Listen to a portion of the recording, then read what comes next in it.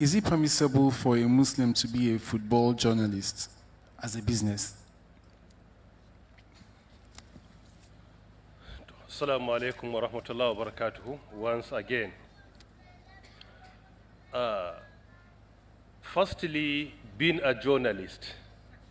In Islam, there is nothing that will prevent you from becoming a journalist.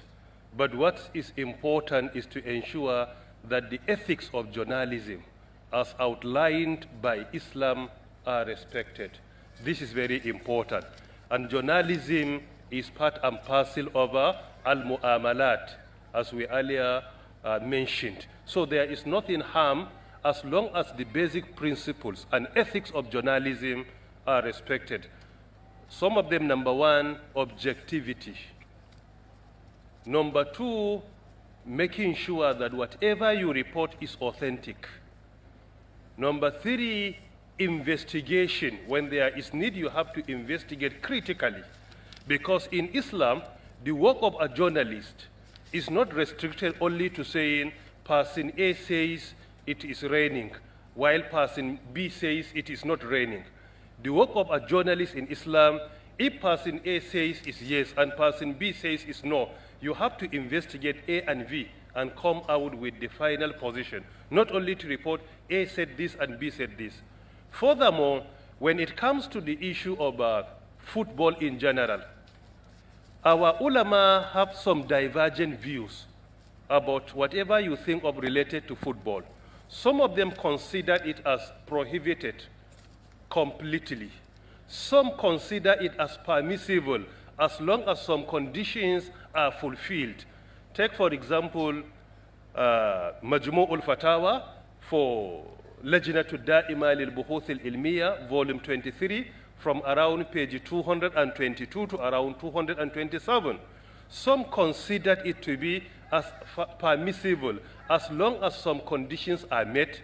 Number one, it will not compel you to love someone that Islam has forbidden from loving him. However, there is a difference between admiration and loving. Admiration is not the same with loving. You can admire something, but you don't love them. You don't love it. Secondly, make sure that the time for prayers are respected. Thirdly, you don't expose your aura. Number four, watching or playing football cannot in any way compel you to love someone that Islam doesn't allow you to love him. Because when it comes to al-wala wal-bara, allegiance and rejection, both of them depend on the teachings of our religion. The most popular view, if you can partake in journalism and make football journalism to be peripheral, that is better for you. However, if you are only reporting what is being done according to the teaching of Islam when it comes to football, then definitely in that situation, it can be considered as a permissible, and indeed, Allah knows best. Thank you very much. The next question here is, what is the stand of artificial intelligence to Islam and our daily lives as Muslim? Who would like to take that? Sorry, AI? Yes. Okay. Under 1 minute. Okay.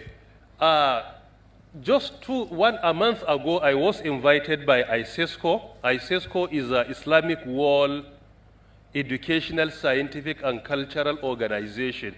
It is an institution that has been formed by around 57 Muslim countries, including 2 or 3 observers. The headquarters is in Rabat, Morocco. So I was invited as an expert to review the AI Charter for the Islamic world. Definitely, AI is permissible in Islam in general terms.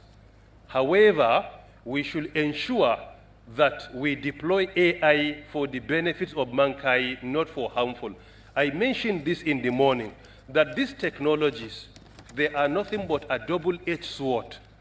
They can be used for beneficial purposes and they can be used for harmful purposes. So if they are deployed for beneficial purposes, they are absolutely permissible. But one major challenge with AI is just an emulation of the cognitive functions of a human being, like reasoning, hearing, decision-making, critical thinking, among others. But the major challenge, AI takes decision based on the quantity and the quality of data presented to it, because it relies so much on data. If the data is sufficient, then the decision to be taken, you will discover, is faulty. And if the data is not of high quality, the decision is definitely going to be a very wrong decision. So AI in itself is a double-edged sword, and it is permissible. And as I earlier mentioned, the foundation of AI was built by a Muslim scholar, Muhammad ibn Musa al-Khawarizmi, 1,150 years ago. So absolutely it is permissible, but it is a double-edged sword. If the content in AI is not our own content, then we can deploy the hadith of the Prophet where he says, لا تصدقوا أهل الكتاب ولا تكذبوهم, which has been reported by Bukhari, may Allah have mercy on him, hadith number 7,362, that do not believe the people of the book, nor disbelieve them. Do not believe, nor disbelieve them. What it means, we have to measure the content. If it agrees with religion, we accept. If it disagrees, we reject it. And indeed, Allah knows best. Thank you very much. Jazakallah khairan. And